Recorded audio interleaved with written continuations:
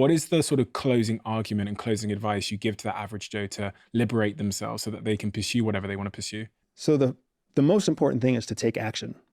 That is the most, even if it's the wrong action, if you take the wrong step, if you take the first step in the wrong direction, the difference between you and the person who doesn't take a step at all is the world.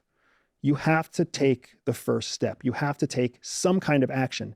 Just by taking action, you show that you're not trapped by fear. You show that you're willing to challenge your own perception of the world and try to gain some perspective.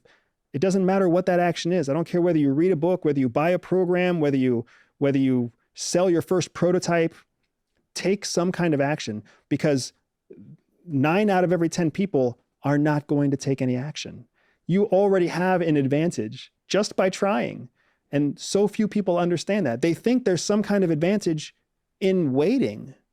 There isn't. The longer you wait, all you're really doing is giving the other 9 people a chance to be the first one to take a step. If you take the first step, you beat the competition right out of the gates. And you know this as well as I do. Even if your first 3 or 4 steps are fumbles and trips and you fall on your face, by the time you stand up, you're 4 steps away from the rest of the competition. And you've learned a lot in those first 4 steps.